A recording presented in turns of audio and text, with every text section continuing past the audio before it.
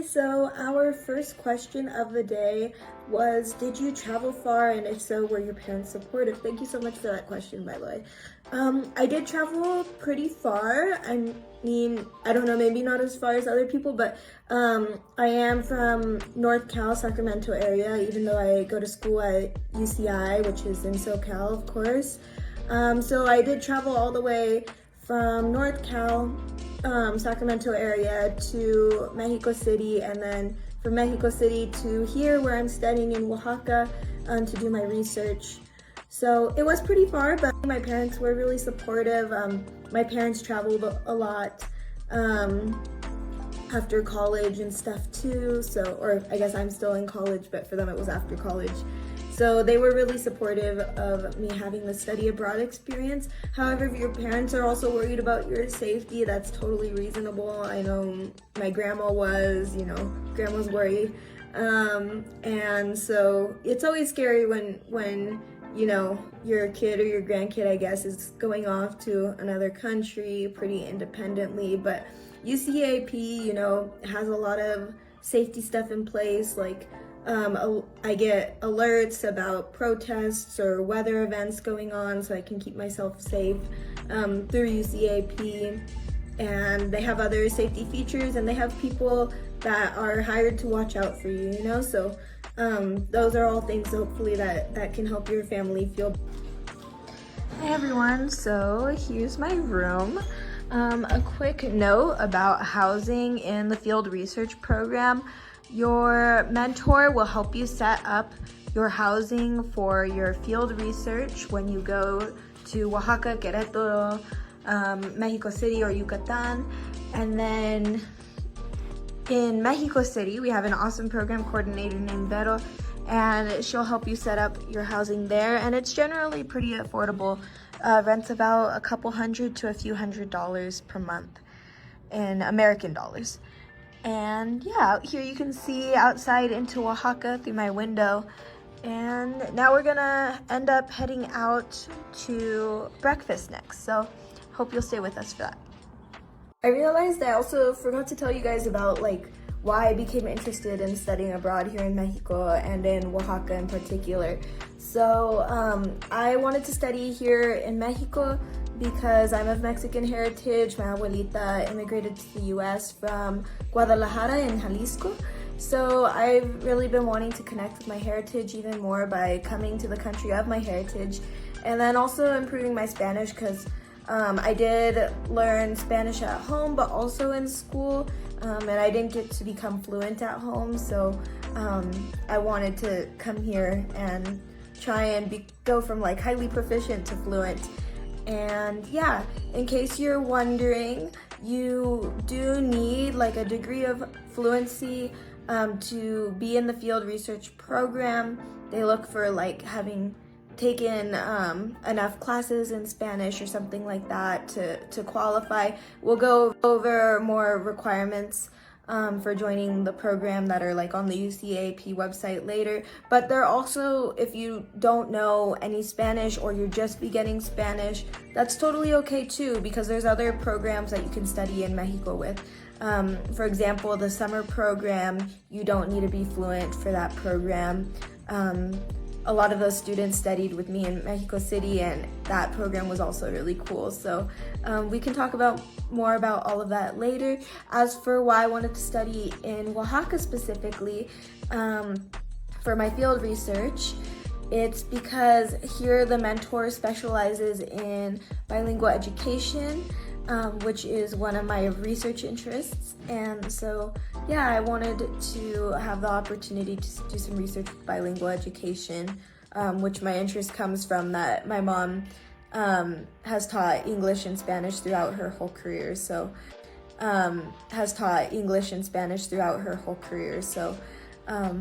yeah, I'm minoring in Spanish-English bilingual education as well, and I do research on bilingualism at UCI, so I just wanted to take that all a step further. But we'll talk more about research and what research mentors are here in the field research program more later. But yeah, right now we really gotta head out for breakfast, so.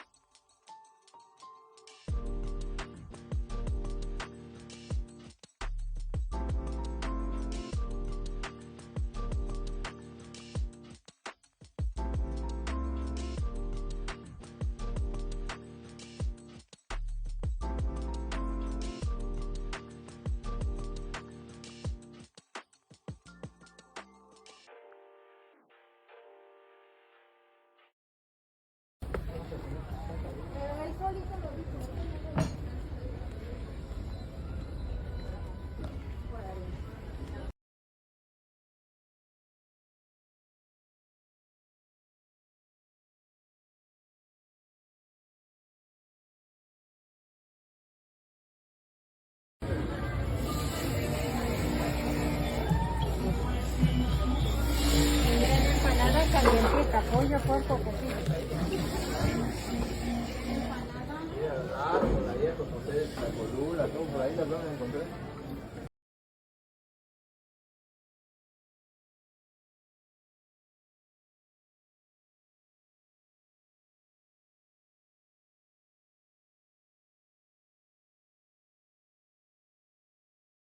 Hi, so I'm back to answer some questions.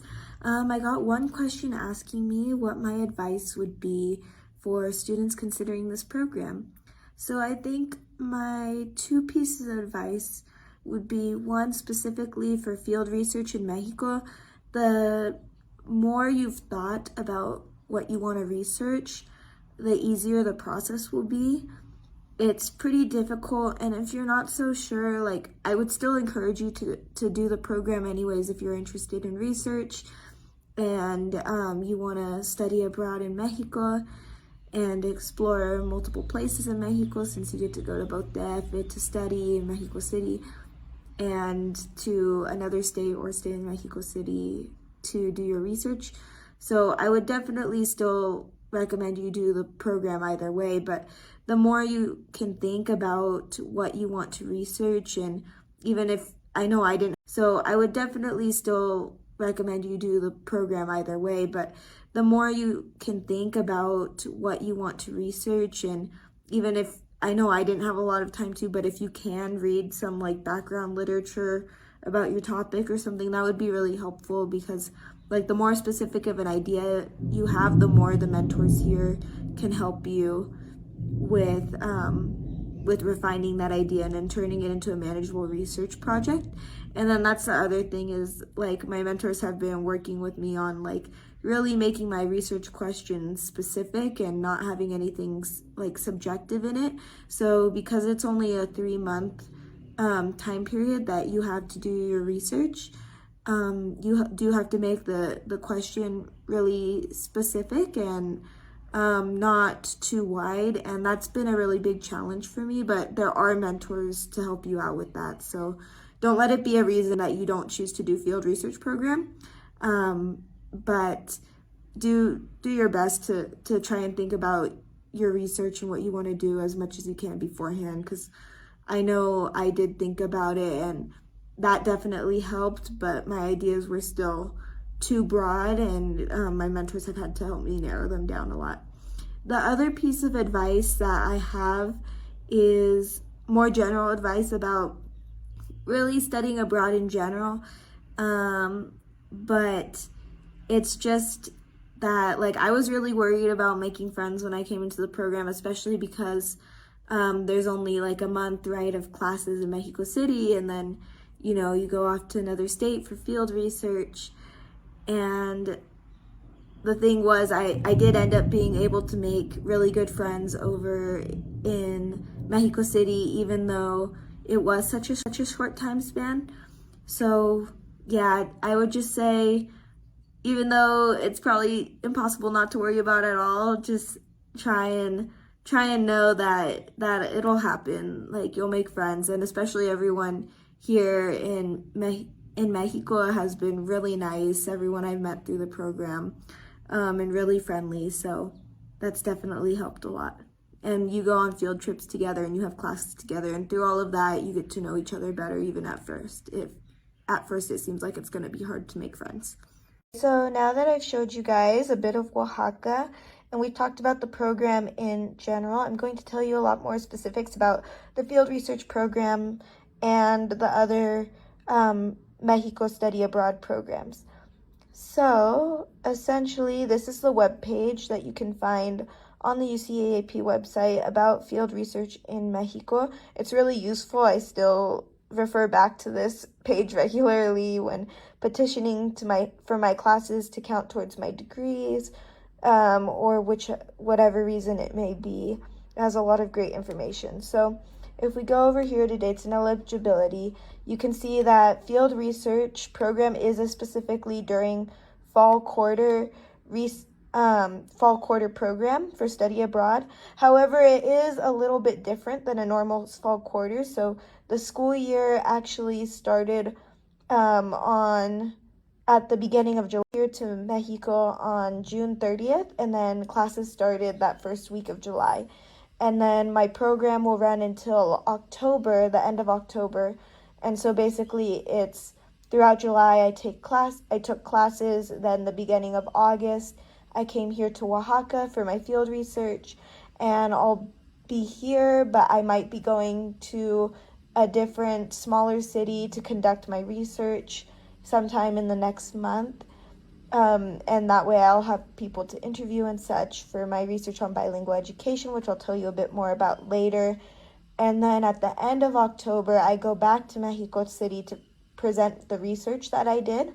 And then after that, on October 29th, I'm released, and I might stay a couple extra days so I can stay for Dia de los Muertos. But other than that, I'm free to go. And then once I'm back, then I don't have to go back to UCI for October until the end of fall quarter there. That would be my break, and since the program cut into my summer break, and then I'll start classes back up again in January. So I would just have break from October to December. And so you can see right here, it says late June to late October. But in terms of the requirements, you need to be an upperclassman so that you've kind of had more training and thought more about your research interests. And then you also need to have a 2.5 minimum GPA. And then the other main thing is that you have a proficient amount of Spanish to be able to participate in the program, because the final product of the program is that you write a research paper in Spanish, and all of your classes are in Spanish. So you do need to be able to understand pretty well. And I think I shared earlier, my Spanish still isn't perfect. That's part of why I'm here to work on it. So you don't need to be perfect, but you do have to be able to understand a fair amount of Spanish. And if you're not there, that's totally okay. There's other programs for study abroad in Mexico that could work for you really well, and I'll talk about those in a bit. But yeah, in terms of language requirements, if you push on this link right here, it'll take you to this guide. It'll talk to you about what you need to do. It looks like even if you're a heritage speaker, you do need at least one Spanish course at university to prepare you for study abroad. But of course, you can talk to UCEAP about your specific situation. So now just a quick note about the application before moving on to describing the classes. So we went through eligibility, so then if you determined you are eligible to apply or will be once you take a Spanish course or do whatever kind of planning you need to do to be ready to apply to the program, then you would go here to the Apply Now button, and you would sign up for a UCEAP account and apply to field research in Mexico. And most of the application was, just asking general information about yourself, such as some background demographic information and information for emergency contacts and things like that, and if you qualify for financial aid, all of those kinds of things, which weren't too bad. And then the main thing though about the application was that it asked you to write a statement of purpose, and in that statement of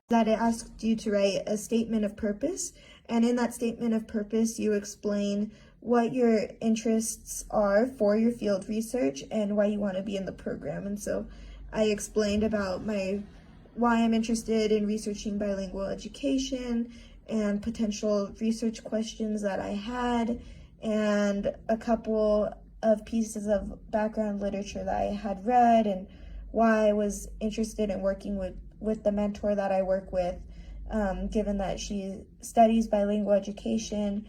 And then I ended off with some general interest in studying abroad in Mexico. And I had a professor who also participated in this program back when she was a UC student. And so that was really cool. She was able to give me some guidance with my application. And yeah, she strongly recommended that in my application I focus on trying to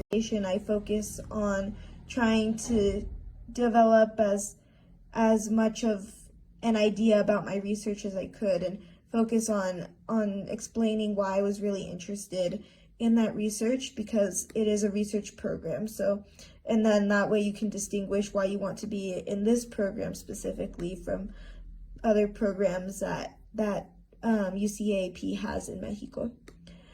Okay, so now to move on to, you get admitted, and then you're gonna go take classes in Mexico City during July and the first week or so of August. So what are your classes like? Well, there's 3 main classes that you take, and they're listed over here. They're Contemporary Mexico, Spanish, and Field Research Methods. So Contemporary Mexico is about 20th and 21st century Mexican history, and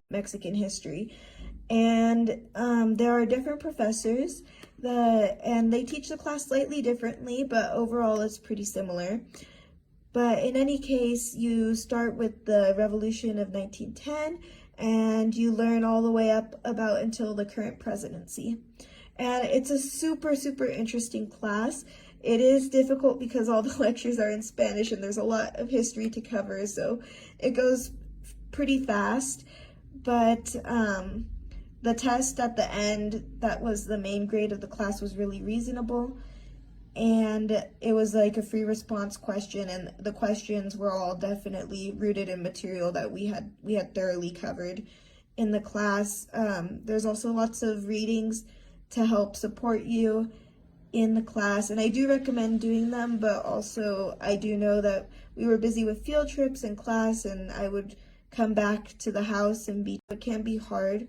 But the class definitely prepared me for the final exam, and it was super interesting to learn about. It mainly focused on political history, economic history, and social movements, so it was really cool.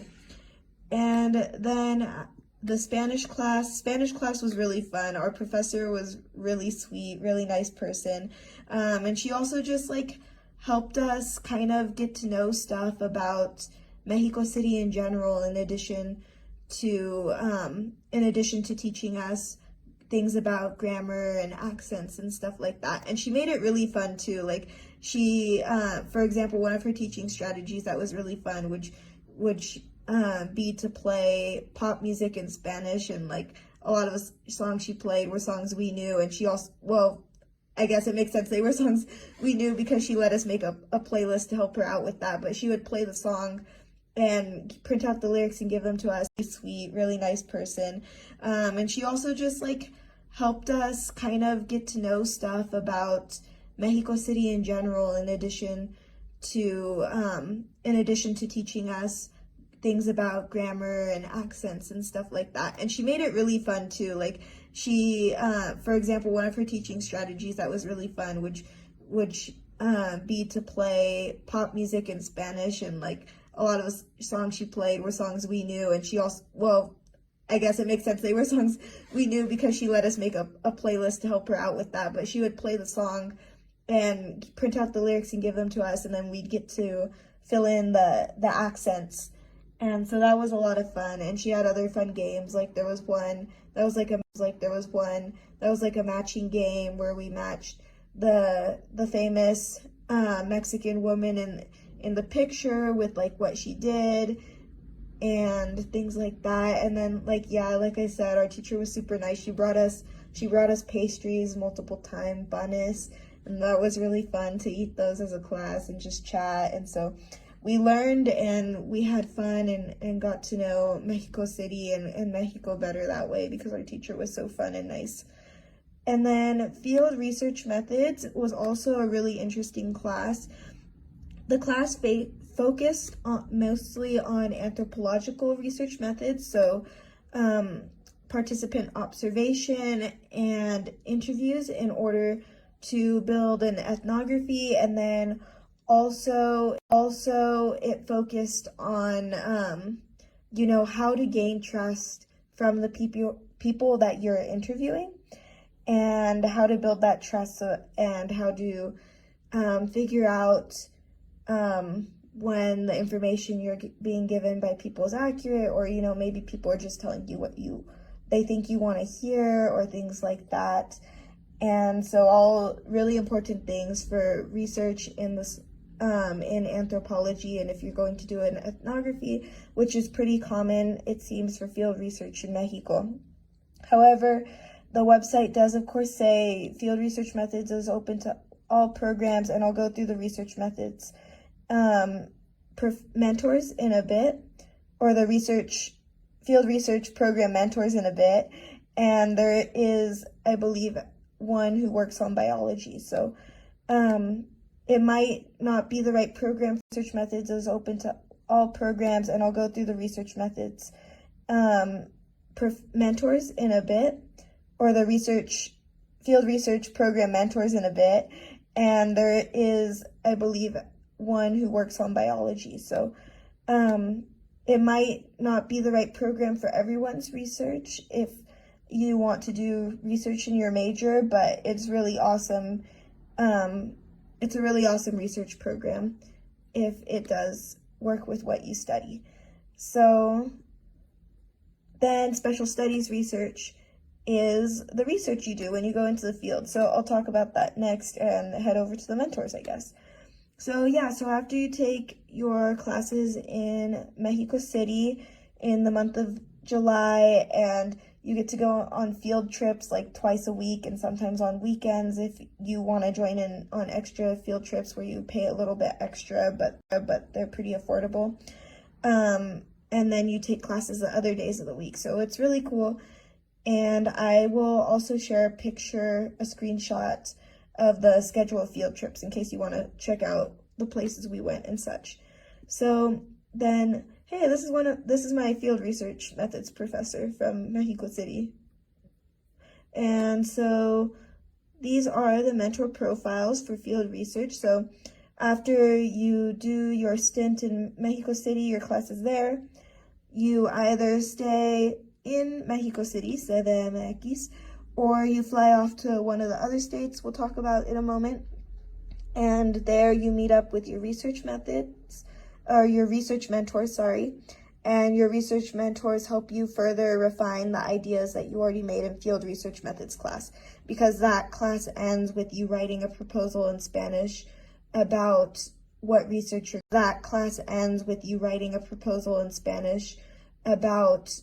research you're going to do.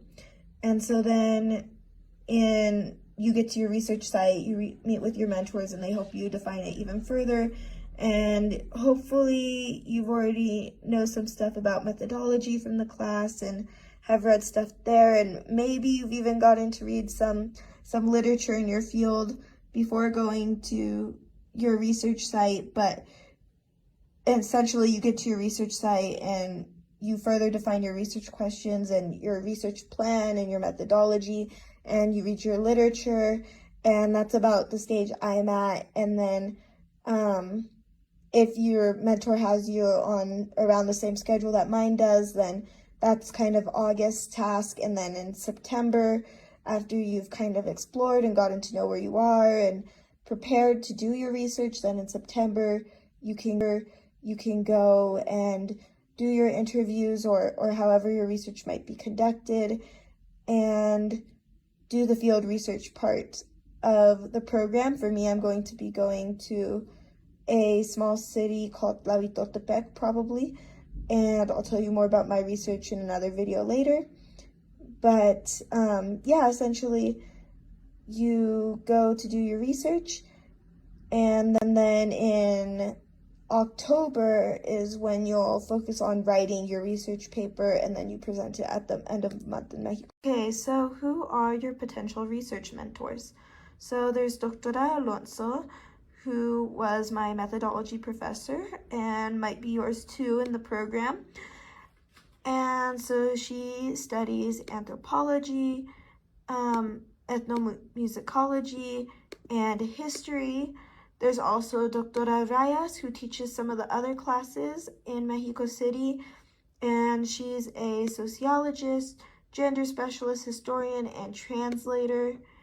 So that's if you want to be in Mexico City, you can be mentored by any of them, and if any of your research interests align, I'm sure they'd be happy to work with you. There's my mentor, Doctora Mena, here in Oaxaca, who specializes in sociolinguistics and bilingual education, as well as intercultural studies. So her interests align most with mine as a international studies major and bilingual education minor. And also I know that she's mentored students who want to do work looking into globalization and artesanías. So if those areas interest you too, I've seen that she's mentored past students in those areas.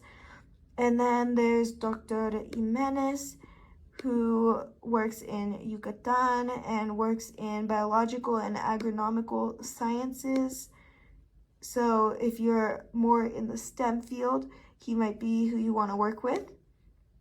And then there's Doctora Sarmiento in Querétaro, who works with cultural patrimony, ethnicity, and sociocultural development. I think there actually might be a new mentor in Querétaro, because we had some presentations from the mentors during our field research class about what they work on, and I think the mentor here might have changed. It might also be focused more on bilingualism. However, you'll just have to keep tabs on the mentors and then see for yourself who you're interested in working with. And then in the program, you'll get to also hear presentations from them in your methodology class and decide for sure who you want to work with. So that's a little bit about the mentors, and you get to that document by going here to the Field Research in Mexico website for UCEAP or web pages, and then scrolling down, and right here under catalogs and resources, it says mentor profiles and location information. So if you want to look at that more in depth. Okay, so now you know all about the academic side of field research program in Mexico. So a bit about housing. So when you're in Mexico City, you have an awesome program coordinator named Vero, who's really friendly and caring and, takes care of everyone and is just really awesome and always there for everyone. And so she is going to arrange your housing. You'll fill out a housing questionnaire. You can either choose to ask to live with other students or to live in a homestay. I chose to live in a homestay, and my landlady was super nice, and that was good because I got to practice my Spanish with her and I had a quiet place to study. However, living with other students, which is what most of the other students did in Mexico City, is also really great because then you have people to, walk around with, and that can help you stay safe because for me, I would have to return a little earlier or coordinate, a little better with friends if I was going to be returning to the house at night rather than in daylight hours, because it's not so safe to be walking around late at night in the big city on your own, of course. So there's upsides to both. So there's really no wrong answer. And then you also get to choose whether you would like to ask to have your own room or share a room with someone else within your apartment. But yeah, so I would recommend going either way. But it is pretty nice to have that chance to build friendships with your roommates and to be able to walk around with them and go out and do stuff. But the homestay is also great, especially if you want a quiet place to study or you want to really push yourself to practice your Spanish, because among students we can't go to talking with each other in English. But even so, being in a homestay, I found some really great friends that I am still in touch with and am still friends with, and I could go out with them and they would walk me back to my neighborhood. So it works out either way. And then when you go to your field research site, your mentor is responsible for helping you set that up. So definitely try to get in contact with them as soon as you know for sure who's going to be your mentor. And if you're not hearing back from them, ask Vero to help you reach out, because Me and my mentor did have some issues where our emails weren't sending to each other, but then Vero helped us out and we were able to get in touch with each other, and she was able to set up for me to live in her sister-in-law's house here, and I have a really great place to stay over here in Oaxaca now. Able to get in touch with each other, and she was able to set up for me to live in her sister-in-law's house here, and I have a really great place to stay over here in Oaxaca now. So yeah, it all works out, and I think I mentioned in my room tour video today, rent is generally a couple hundred to a few hundred American dollars per month, it seems. Okay, so now that you know all about field research program, thank you for sticking with me through all of that information. Hopefully it was helpful for you if you are interested in the program. Now I'm just going to talk to you about the other programs here in Mexico in general, because I studied with those students, and so I know a little bit about their programs. And so basically the first one is this one here, National Autonomous University of Mexico. This is like the big main university in Mexico that's located in Mexico City, very close to the UC Study Center that I studied at in the summer. And so there's 4 people this year enrolled in this program who are my friends, and it was cool because it was them 4 and then us 2 from the field research program this year that were grouped together for classes for our history class and for our Spanish class, and we became really good friends, and that was really cool. But that said, there are not only 4 people in the UNAM program and 2 people in the FRP program this year because it's like that selective that only that many people can get in or something. No, like please apply. It's just because I think, you know, with after the pandemic, study abroad still building back up and things like that. But yeah, so please apply because there really should be many more people in both FRP and the UNAM program.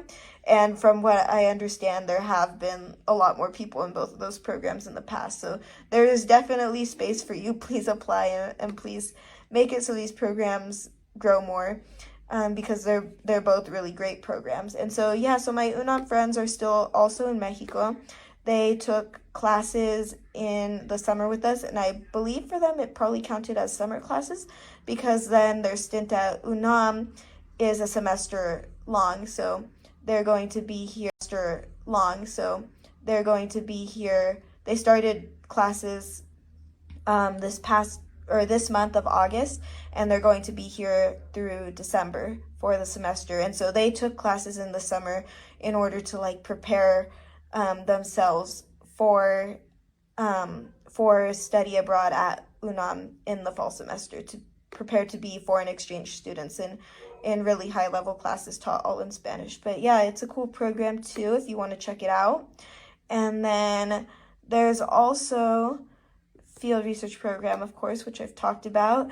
And then there's the Contemporary Mexico program. So the Contemporary Mexico program is the summer program.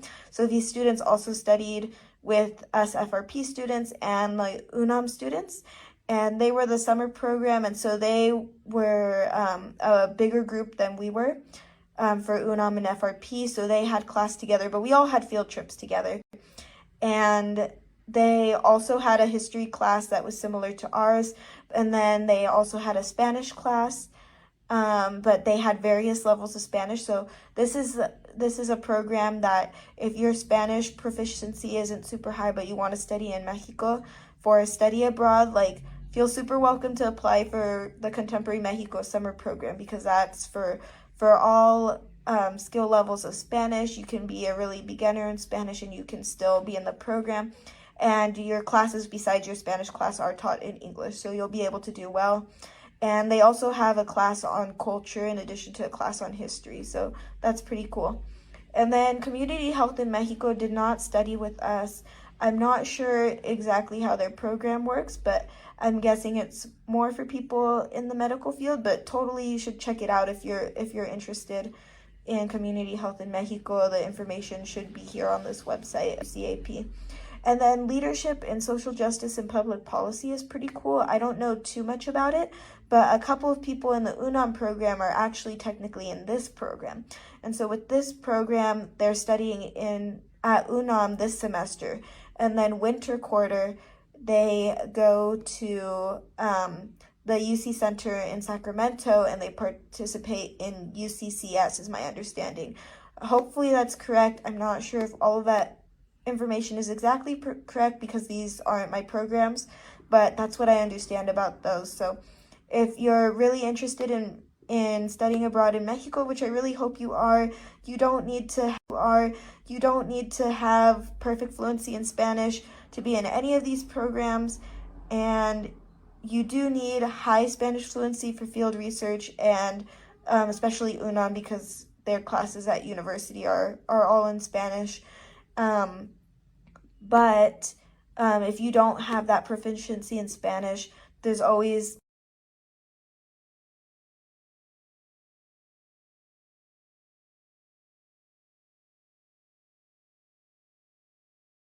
a question asking me about what I like most about the program so far and what are the benefits of researching. So in terms of the benefits of researching, one huge benefit is that I get to walk away with from this program with a fully written research paper that I can provide as a writing sample to internships or to grad school, etc. For grad school, that's especially important to have a writing sample, and it will reflect the field research I've done, and then I'll also get to put that on my resume. So anything that requires research experience, I have the experience that will hopefully help me get the future position I applied to. And even if it doesn't include research experience or need research experience, having research experience reflected on your resume is still a really great thing to have and will help you to obtain other goals that you have. And then besides that, I would say that's like the research specific benefit, but besides that, being here, I get to connect with my heritage, I get to better my Spanish, I get to learn more about the world and the people in it and meet new people and explore new places. And for me, that's also all really, really valuable. And then in terms of what I like most about the program so far, I guess those things, I really like exploring a lot. I made some great friends, I've eaten great food, I've gone on great field trips. So yeah, I really like the exploring a lot, I think. And I've learned so much, and it is helping my Spanish, and I'm just having this really valuable experience where I get to connect with my heritage and build my resume and pursue my research interests all at the same time. Hi, I'm back. So I told you guys I'd tell you a bit about my research. So I kind of just started off with the idea that I wanted to study inequality as you can see it manifest through language. I have a mom who's an English as a second language teacher who's taught English and Spanish throughout her whole career, and an aunt, a tia, who's a dual immersion teacher for Spanish and English. So I've seen a lot throughout my life how in the US context, people who speak Spanish as a first language are basically pushed to assimilate into an English speaking context because that's the way to get a job and such. And so it's great they get to become bilingual, but it's bad that the way our society's structured devalues our heritage languages in the US. And here in Mexico, there's kind of similar stuff with Spanish and indigenous languages, where here you need to learn Spanish to get a job, etc., and maybe English if you're going to move to the US. And there's been a long history, like in the US, with devaluing heritage languages like Spanish, in Mexico of devaluing indigenous languages. And so, of course, each context has lots of its own particularities, and they're both different, but they do share some similarities. And so I wanted to research bilingual education, and I wanted to research inequality between languages, because I've been brought up by a family, especially my mom, who's inculcated in me a really strong value for bilingualism and really always made sure like I'm thinking about inequalities in the world and such. And through her work, I've seen how, you know, she helps all her students, but the overall society of the US tries to assimilate people, and that's what nation states across the board kind of do. So that's kind of what my research interests are. But that's all very broad, right, and stuff. So I really had trouble narrowing things down, especially because to narrow things down, you know, I had to start reading literature, and I still have a lot of work to do with that. And if you don't know enough of the literature, it is kind of hard to narrow things down, and unfortunately I'm a slow reader, so that doesn't really help. But I'm trying, and my research mentors are helping me. And so what we have right now is that I'm probably going to go to this small city called Santa Maria Tlahuitoltepec, which is a Mije community. And there they identify and they speak the language Ayuk. And so they have some programs where they get to use their indigenous language in their curriculum in schools, maybe a little more than other schools and other communities do. And so they have a little bit more bilingual education, but that's going to be my primary objective, is to understand if their teaching and learning processes in Tlahuitoltepec, probably at the high school, but we'll see. That's still up in the air. You have to see where you can get contacts, and my mentors taught me that really you need to be able to transition your research questions to work in different places, because you might not get those contacts that you need, and that might not be a space you're able to enter, or, you know, maybe it's a space that people aren't interested in having a researcher there, and, you know, you have to respect that, which is totally cool. But we're just still figuring out where I'm going to do my research and exactly how it's going to work. But essentially I'm going to see, you know, how bilingual is education, and that's a little bit subjective and is going to need to be defined with research and theory and such that already exists. But yeah, because in a lot of schools here in Mexico, kind of similar to the US with heritage languages, there's the US with heritage languages, there's the whole process of assimilation I talked about. And so it's using the first language to learn the second language, which that's really good. That's research proven that you should use your first language to help you learn your second. And they used to, you know, in the US, they used to not even let people do that. But it also shouldn't be that, oh, you have to transition out of your, how society's structured right now. People often do have to transition to the language of power, because that's how they're going to get a job and help care for themselves. And so then I have some secondary objectives, which are to interview students and parents and teachers, and see if their bilingual education experience in school is preparing them for their future goals for outside of school and once they leave school, and what they think of the bilingual education that they're getting, essentially. And so even in there's kind of still some subjectivity. Like I was talking with one of my mentors the other day about, well, what does it mean for it to be like a goal outside of school? And so things have to be really specific, and that's still something I'm getting used to, because I also don't really like cutting off avenues that could be explored, I guess. But that's not what I'm supposed to do, but sometimes it just feels like that if I'm trying to make it more specific. But that's why I have my mentors to help me figure all this out. And then for methodology, I'm probably going to do interviews, make observations in the classroom if the school will have me, and take some photos, maybe, if I'm allowed to use my phone to record interviews, so that hopefully I don't miss things like I might if I take notes. And well, I'll also take notes, so. And then I might do some surveys as well, especially if we're still going to see whether I can interview the students, and if not, or maybe even if so, I'm probably not going to get to interview that many people. It seems like from the past student theses I've read, most people, brief overview of kind of what I've seen with the structure of those theses in case you're interested in the program. It seems like most people start with an introduction explaining like their interests in the research and just generally overviewing the layout of their paper and giving some brief context.